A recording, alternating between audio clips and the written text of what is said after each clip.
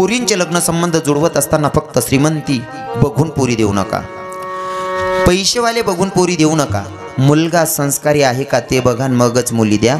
नाहीतर आज रवी किरण महाराज अभंग घेतल्याच्या नंतर या कीर्तनात रडतो तसं कोणाचा भाऊ, कोणाचा बाप, कोणाची बहीण, कोणाची माय रडली नाही पाहिजे. म्हणून माझा संदेश लक्षपूर्वक ऐका. कारण तुम्ही श्रीमंती बघून जर मुली देत असाल, गरिबाच्या घरात भाकरीची साईज जेवढी आहे ना तेवढीच करोडपतीच्या घरात पण असते. जास्त पैसे असतील आणि पोरगा संस्कारी नसेल तर पैशाला अजिबात किंमत नाही आहे. म्हणून मुलगा संस्कारी बघा मगच मुली द्या. दादा का सांगतोय? माझ्या जीवनातला अनुभव आहे. माझ्या बहिणीचे लग्न संबंध जुळवत असताना जेव्हा पोरगावाले आले बघायला, ते पोरग पण आला बघायला. बघितल्याच्या नंतर त्यांचा होकार होता. पण मी माझ्या वडिलांना सांगितलं, एवढं तर पक्क आहे गुरुजी, माणूस चेहरा बघितल्याच्या नंतर त्याची हिस्ट्री सांगू शकतो हा किती पाण्यात असन. ही तर माझ्या राधाराणीची कृपा झालेली आहे समजा. आणि आमच्या लोकांना इथं उभं राहिल्याच्या नंतर कोणाचा चेहरा पडतोय, कोणाचा टवटवीत आहे, कोणाला कीर्तन आवडते, कोणाला आवडत नाही, तुमचा चेहरा वाचण्याची ही ताकद आहे ना भगवंत तेवढी देतो. जेव्हा ते पाहुणे आलेत ना, बघितल्याच्या नंतर माझ्या लक्षात आलं की हे लोक मला व्यवस्थित वाटत नाही. मी माझ्या वडिलांना सांगितलं. माझे वडील मला सांगायला लागले, माझ्यापेक्षा तू जास्त अनुभव घेतलाय का, माझ्यापेक्षा जास्त पावसाळे खाल्ल्या इथं का. माझ्या बापानं लग्न संबंध जुळवून टाकले. आता माझ्यासारख्यानं जर विरोध करायचं म्हणलं, तुमच्यातला एखादा टोपीवाल्या बाबानं बघितलं काय म्हणसान, अरे कसला कीर्तनकार आहे तो, बापाच्या पुढे शानपणा करत होता, बापाचं ऐकत नाही, लोकांना काय शिकवणार आहे. आमच्यासारख्यांना लईच मर्यादा येतात. म्हणून मला काही बोलता आलं नाही. माझ्या बापानं लग्न संबंध जुळवले, लग्नही झालं. लग्न झाल्याच्या नंतर माझी बहीण पहिलं मोड, दुसरं मोड फिरून आली. आणि तिसऱ्या मोडच्या वेळेस तिला सांगितलं, रुपाली आपल्याला शेती घ्यायची आणि शेतीला आपल्याला 10 लाख रुपये कमी पडायले, तू तुझ्या बापाकडनं घेऊन ये. माझी बहीण आली. पर महावडिलांचा स्वभाव थोडा स्टिक असल्यामुळे माझी बहीण काही बोलली नाही.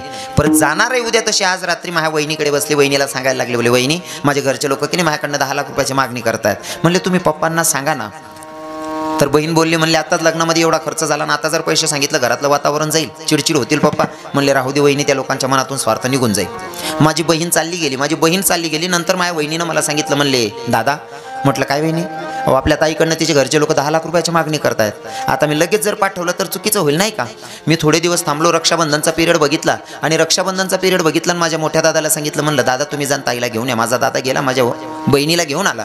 घेऊन आल्याच्या नंतर तिला सांगितलं, म्हणलं का गं बाई तुझे घरचे लोक तुझ्याकडनं 10 लाख रुपये मागत होते, तुम्हाला का नाही सांगितलं. ती म्हणते दादा काय रे सांगायचं आणि घरातलं वातावरण चोरायचं, निघून जाईल त्याच्या मनातून स्वार्थ. म्हणलं बाई ते लोक एवढे स्वार्थ आहेत का, लग्नाला जर का वर्ष होऊ दिलं नाही तोपर्यंत 10 लाख रुपयाची मागणी करतात. म्हणलं लोक लय स्वार्थ आहेत, तू आता इथून जाऊ नकोस. म्हणलं मी माझ्या बहिणीला समजवलं. माझी बहीण थांबली सुद्धा माझं ऐकून. मी नेमका गुजरातमध्ये कीर्तनाला होतो. माझे पप्पा बाहेरगावी निघून गेलेले आणि माझा दादाही ड्युटीला चालला गेला. दादा कर्म घेती झोले तेथे कोणाचे ना चाले. मागे तिच्या मालकाचा फोन आला. तिला सांगितलं रुपाली आत्ताच्या आत्ता निघून ये, माझ्या माईची तब्येत सिरियस आहे. माझ्या बहिणीनं मला फोन केला. मला म्हणते दादा मला जावं लागतं रे, तुझ्या दाजींचा फोन आला, ते म्हणताय माझ्या माईची तब्येत सिरियस आहे. मी तिला सांगत होतो बाई नको ग जाऊ. ती म्हणली दादा जर का मी नाही गेली, माझ्या सासूचं नको घडायला, ते जर घडलं, माझी सासूच मेली आणि तिथं जागेवर मी नसेल तर लोक तुला पण बोलू देणार नाही, मला पण बोलू देणार नाही. दादा मला जावं लागणार आहे. दादा माझ्या डोळ्यात अश्रू होते. मी म्हणलं बाई तुझा संसार आहे, तुझं जीवन आहे, तुला घ्यायचा तो निर्णय घे. माझ्या ताईनं तयारी केली तशीच गेली. गेल्याच्या नंतर संध्याकाळी स्वयंपाक वगैरे करून घेतला. जेवणं वगैरे आटोपली. मस्त गप्पा मारत बसले. 10:30-11 वाजेच्या सुमारास पूर्ण गाव शांत झालं. आणि मग तिला हळूच विचारलं, म्हणले रुपाली पैसे आणलेत का. माझ्या बहिणीनं सांगितलं धनी तुम्ही एवढ्या घाईघाई फोन केला, माझा दादा ड्युटीला गेलेला, दुसरा दादा कीर्तनाला गेलेला, माझे पप्पाही बाहेर गावी गेलेले, तुम्ही म्हणत होते माझ्या माईची तब्येत सिरियस आहे, मी तर घाबरून निघून आली. महाराज काही लोकांना त्यांचं जर मनासारखं झालं नाही ना ते काहीही करायला तयार असतात. त्यांच्या मनासारखं घडलं नाही ते काहीही करायला तयार असतात. स्वार्थापोटी का असे ना आपण त्यांच्या बाजूने जर विचार केला, त्यांच्या मनासारखं झालं नाही म्हणून 1-2 चापट मारली असती तर काही वाटलं नसतं. त्यांना नराधमानं मारायला सुरुवात केली. ताई माझ्या बहिणीला मारायला सुरुवात केली. एवढं मारलं माझ्या ताईला मारू माझ्या ताईचे 2 हातही तोडले, 2 पायही तोडले. हो दादा एखादा उपवाशी पोटी भिकारी जसा भीक मागतो ना, ताई माझ्या पोटाला 4 दिवसापासून अन्न नाही, जेवण नाही, कोणाकडे शिडी भाकर असन तर ध्याना. तो उपवाशी पोटी भिकारी जसा भीक मागतो तशी माझी ताई त्यांना राधमाकडनं आयुष्याची भीक मागत होती. धनी 10 नाही 20 लाख रुपये द्यायला सांगते पण मला मारू नका ना. दादा तरी सुद्धा तो नराधम मारतच होता. माझ्या बहिणीनं लोकांना आवाज द्यायला सुरुवात केली, काका बाबा मामांजी कोणीतरी वाचवा, नाही मला मारून टाकतील ना. कोणाला तरी दया येऊ दे ना, मी तुमची धर्माची कर्माची नसून धर्माची कन्या समजून मला वाचवा ना. जेव्हा आम्ही दुसऱ्या दिवशी गेलो ना, लोक सांगत होते पोरीचा आवाज येत होता. म्हणलं काका तुम्ही जर गेला असता तर कदाचित माझ्या बहिणीवर दया दाखवली असती तर आज माझी बहीण माझ्या डोळ्याला दिसली असती. ते गल्लीतले लोक सांगत होते महाराज एवढं नालायक घर आहे, यांच्या दारात कुत्रं सुद्धा उभं राहत नाही, आम्ही माणसांनी कसं जावं. दादा माझी बहीण गल्लीतल्या लोकांना आवाज देत होती, तिचा आवाज बाहेर येत होता म्हणून त्यांना राधमान असं कापड घेतलं आणि माझ्या बहिणीच्या तोंडात कोंबलं का तिचा आवाज बाहेर नाही आला पाहिजे.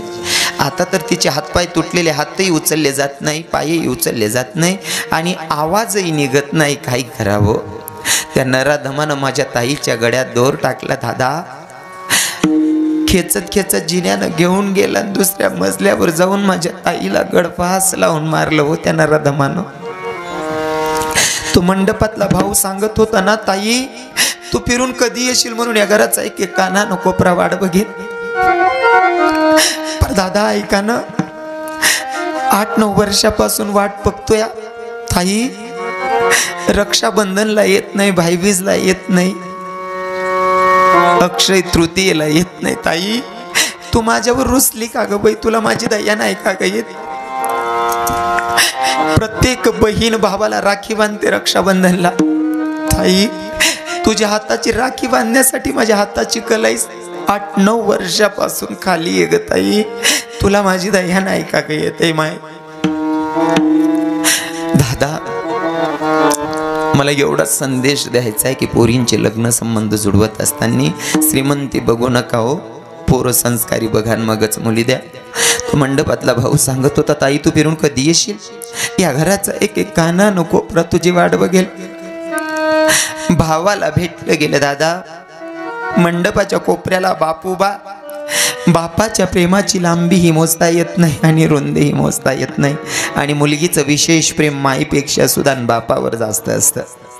बाप्पाच्याकडे धाव घेते, बाप्पाच्या गड्याला मिठी मारते आणि बापाला सांगते, पप्पा जोपर्यंत मी होती तोपर्यंत तुम्हा दोघांना समजवायची.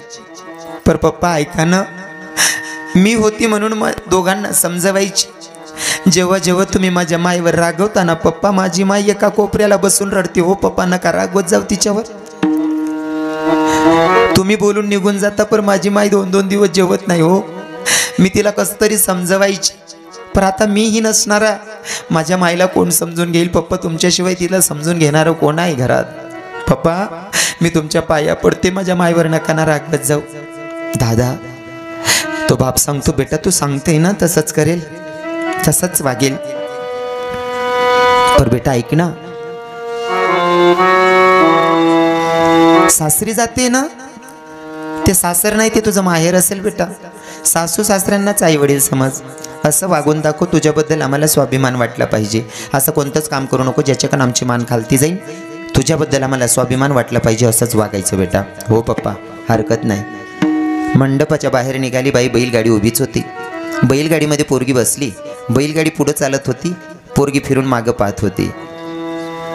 पोरगीला माहिती आहे आता माझं माहेर मला सोडायचं, कदाचित ते माहेर माझ्यासाठी परक होणार आहे. एकदा डोळे भरून मला माहेर बघायचं. बैलगाडी पुढे चालत होती, पोरगी फिरू फिरू मागं पाहत होती आणि बसलेल्या गाडीमध्ये बसलेल्या बायांना सांगत होती, आत्या ते जे घर दिसतंय ना बाई ते माझ्या बापाचं. ओ आत्या, ओ ताई, ती जी गली दिसते ना ती पूर्ण माझ्या काका बाबांची. बैलगाडी पुढे चालते, पोरगी फिरू फिरू मागं पाहत्या. आता पुढे एक गुर्राकी गुर्र चारत होता. त्या गुर्राक्याला बघून पोरगी सांगते, आत्या तो जो गुर्राकी गुर्र चारतोय ना बाई तो माझ्या बाप्पाच्या गावाचा आहे, माझ्या माहेरचा आहे. माहिती आहे माहेर माझं परक होणार आहे, एकदा डोळे भरून बघायचं आता बस.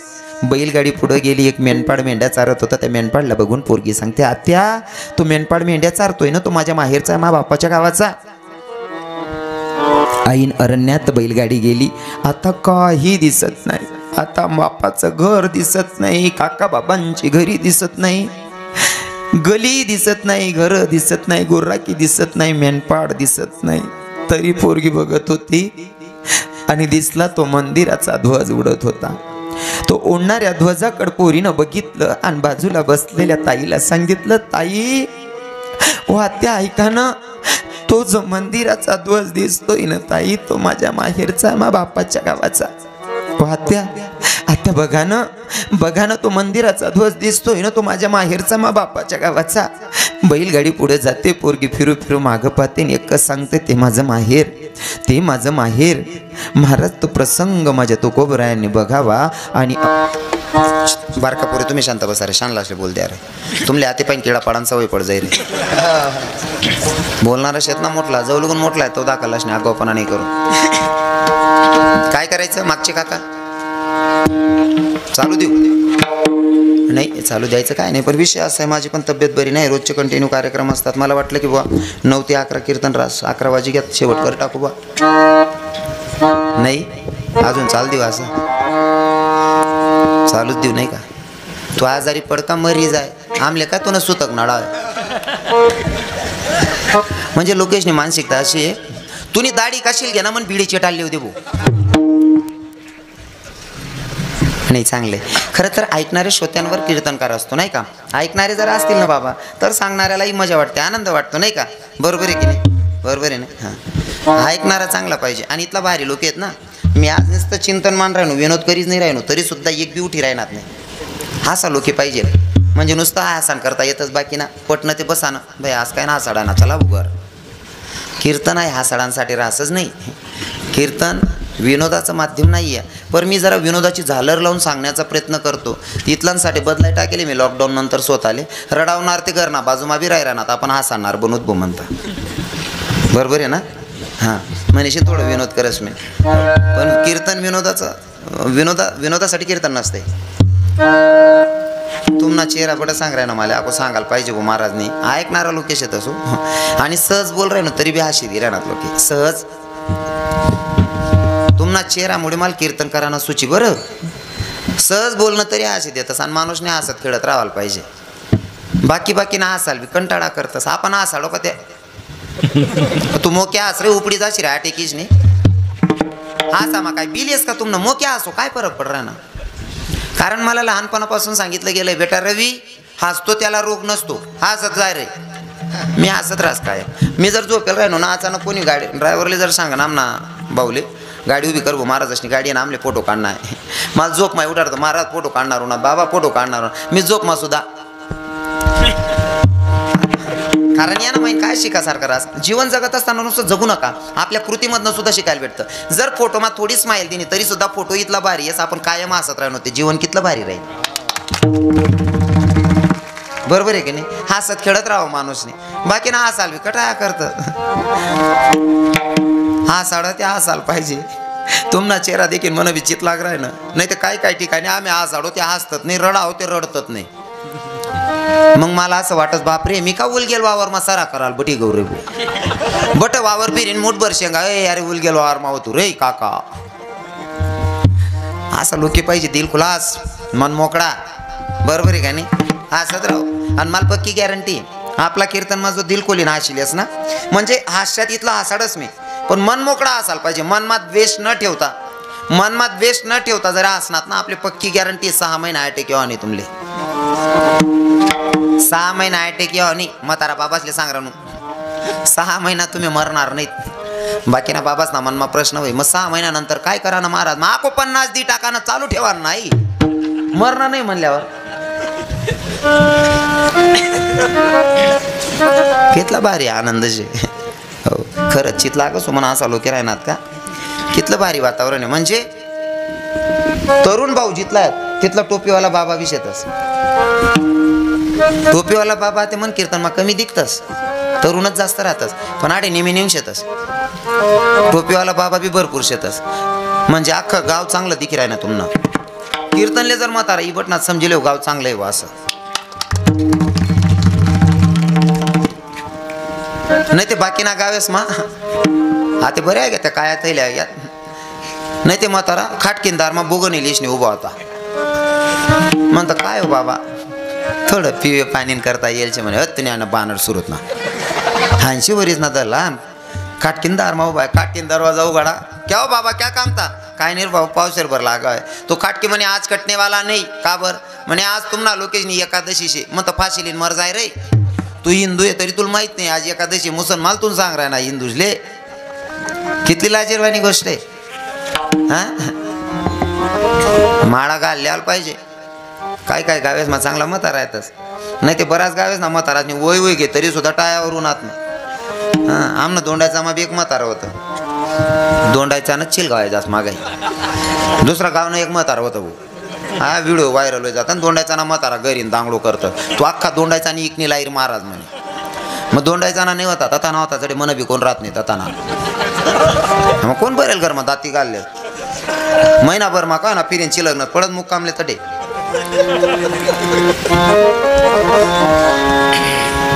इथला वायबार म्हातारा 80 वरीसना म्हातारा मागली गेली मला लगीन चालू होतं. लगीन बिगीन लायली ना जेवण करली ना कामधंदा होता आणि घर ठायकी खुर्ची ओढली आणि खुर्चीवर बसली ना मंडप नाही कोपराले बशी बशी देखी रांता लग्न आटपी गे. मग लगीन निश्चय वटली विधी रास त्या नवरदेव नवरी गुन्ह्या टाकतस तुम्हाकडे बी टाकतस का ते शेका ती पद्धत बरे बा नाही बाबा मी एवढ्यासाठी विचारलेस मी दोंडायचा ते इथलं लांब ते येले बा 12 कोस गेल्याच्या नंतर भाषा पद्धत प्रथा चेंज होतात नाही का. 12 कोस गेल्याच्या नंतर भाषा पद्धत प्रथा चेंज होतीस. आता मी दोंडायचा तर येले मनीष नाही विचार राही ना तुम्हाकडे वेगळं पद्धत आहे का काय बा असं काही नाही तसं नाही पद्धत वेगळी रास म्हणे विचार आहे ना कारण आमनाकडे अशी पद्धती माणसं मरेलवर शिलगावतं तुम्हाकडे असं आहे का म्हणजे जवळजवळ सारखंच आहे बुवा.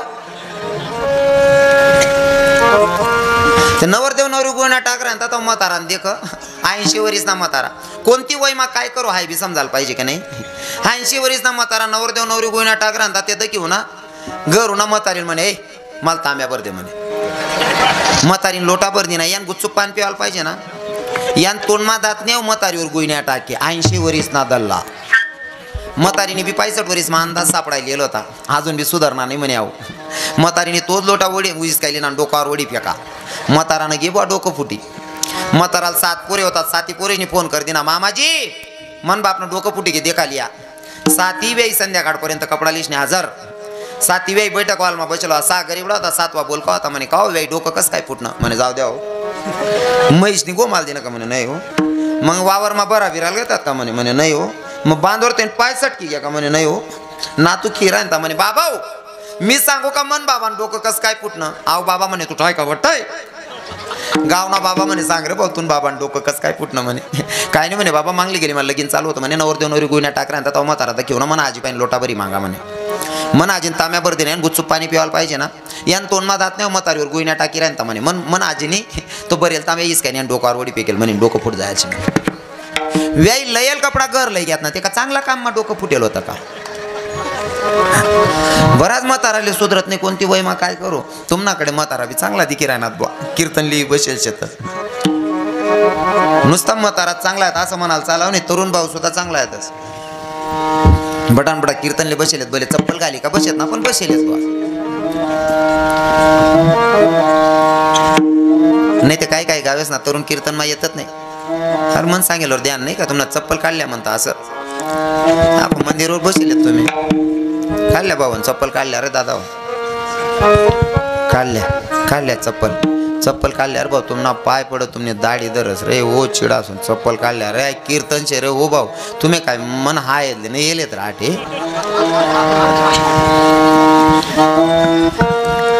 कीर्तन मग चप्पल नाही घालू भाऊ. कीर्तन काय इथलं सोपं आहे का.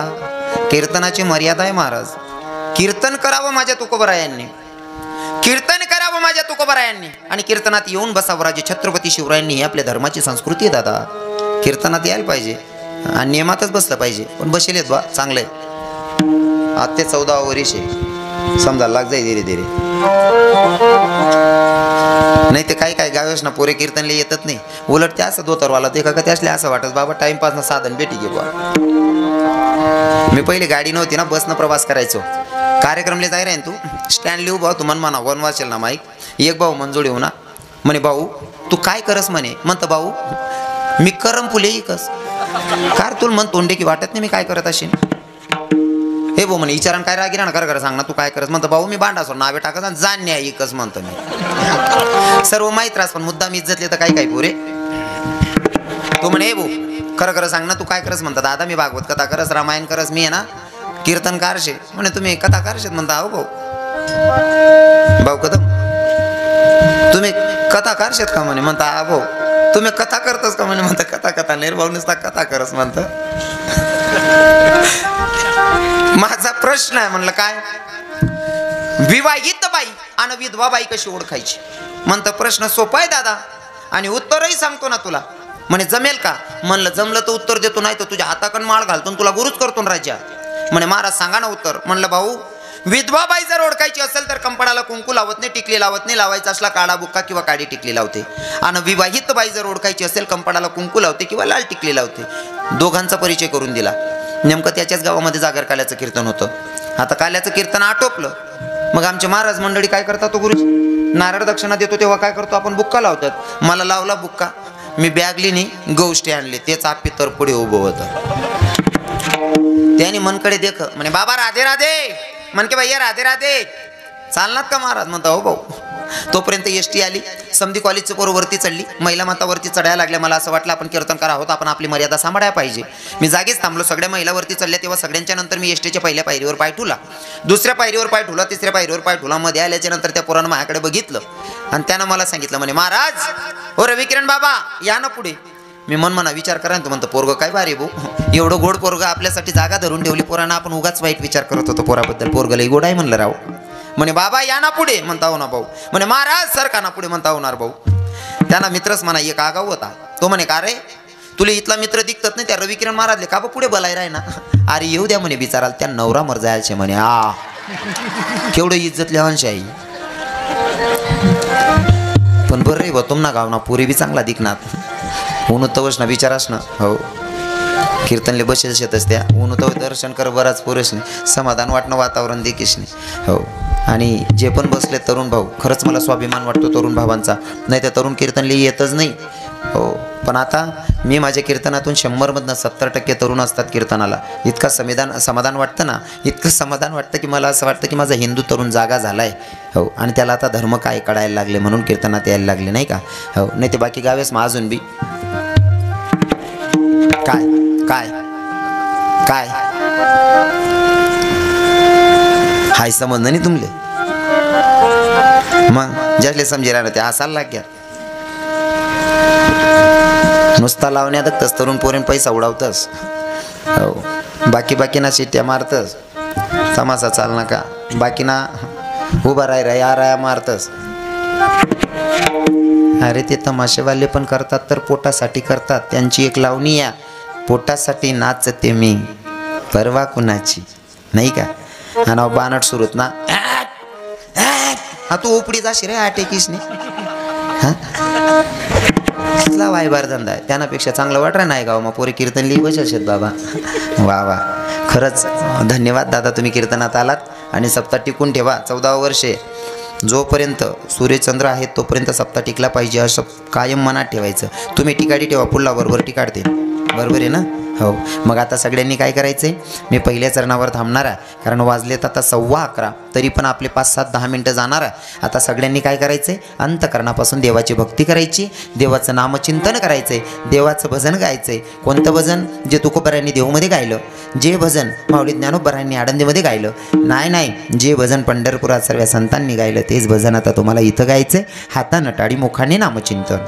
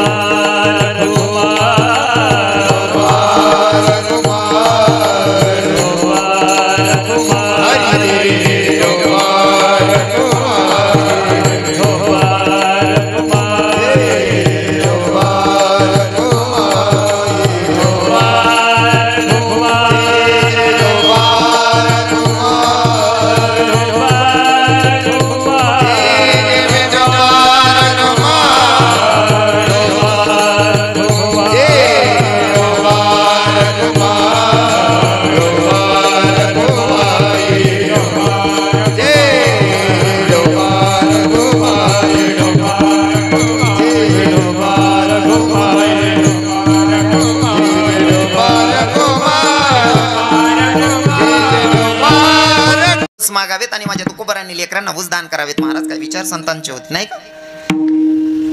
किती उदाहरण तर करण्याचे होते माझे संत.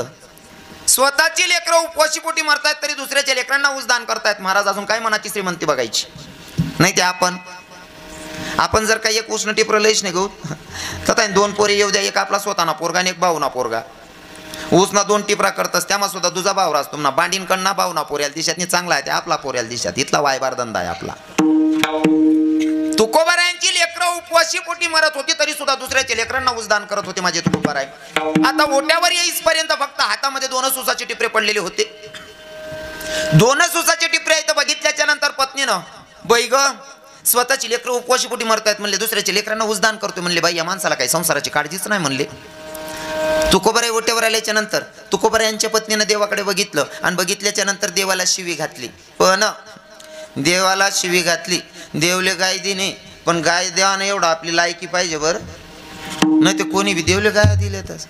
बर पावसाळ्या मग 10 बार मिरच्या सुकाळाला टाक देतात बाया आणि देवनी शितळा चालू करत का माय ओ देव बी काय चगना ओ माय. म्हणजे त्यांनाच शिजन मिरच्या तू सुकाळशी तरी आपण देवचं गेले मग नेमकंच गेल कोणशी देखा भाऊ. आता मी कसं काय सांगू, मी एकला येईल शे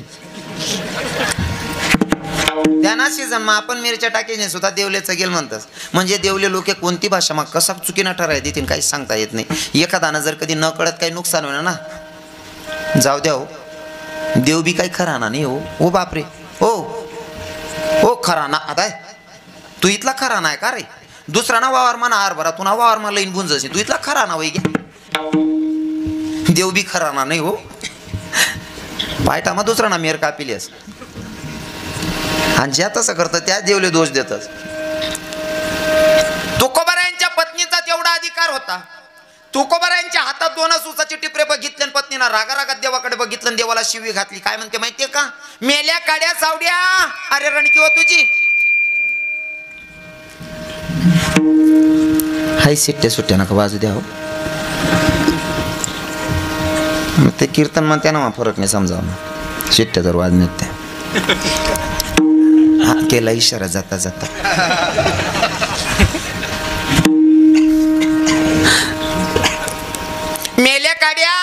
मेल्या काड्या सावड्या अरे रणकी हो तुझी. पार माझ्या नवऱ्याला वेड करून ठेवलं ग भैया देवानं. तुकोबारायांची पत्नी तुकोबारायांच्या समोर देवाला शिवी घालते. किती राग आला असं तुकोबारायांना. फॉर एक्झाम्पल उदाहरण म्हणून विचारेल, तुमच्याकडे तुमचा आवडता व्यक्ती यावा, मित्र यावा, सखा यावा. तुम्ही पत्नीला सांगावं 2 कप चाठू. बायको सांगत अशी ना आपलं जमणार नाही. तुम्ही काय करसान? मागे बसलेले काका तरुण भाऊ मी तुम्हाला प्रश्न केलेला आहे. तुमचा मित्र आलेला आहे तुम्ही पत्नीला सांगितलं 2 कप चाठू. बायको सांगत अशी मला जमणार नाही. काय करशाल? काहीच बोली राहणार नाही. तुम्हाला लग्न झालेत ना. तुम्ही असा ब्रह्मचारी सारखा देखील राहणार. तुमले लगीन समजत नाही बा. मी का साधूच ना मठवरी गो कीर्तन कराले. तुमच्या समोर तुमच्या मित्राचा जर पत्नी अपमान करत असेल तर संसारी माणूस बायकोच्या कानाखाली वाजवायला हे काही करणार नाही. काकाश्री बरोबर आहे ना दादा? तुमच्या मित्राचा अपमान तुम्ही सहन करू शकत नाही, बायकोच्या कानाखाली वाजवायला हे काही करणार नाही. पण माझ्या तुकोबारायांनी पत्नींवर राग नाही केला. पत्नीवर राग न करता भगवंताकडे बघितलं, देवाला सांगितलं देवा ती बोलते पण मनानं लय प्रेमळ आहे हो, तिच्या बोलण्या नका जाऊ. काय म्हणले? ती बोलते पण मनानं लय प्रेमळ आहे हो, तिच्या बोलण्या नका जाऊ. दादा हे विचार माझ्या संतांचे होते. पण आहे ना पत्नी रागवत्या. बाहेर लोक तुकाराम शेठ म्हणणारी तू क्या म्हणायला लागली. अपेक्षा कोणाकडनं ठेवायची? आणि तुम्हाला सांगू का बाहेर वातावरण कसं का असू देत पण घरातलं वातावरण जर चांगलं ठेवायचं असेल ना तर 2 भूमिका समजदार पाहिजे. कोणत्या कोणत्या? पहिली तर पत्नी आणि दुसरी म्हणजे आई. पत्नी आणि आई या 2 भूमिका जर समजदार असल्या ना कितीही सुकलेला बगीचा असला तरी तो फुलू शकतो.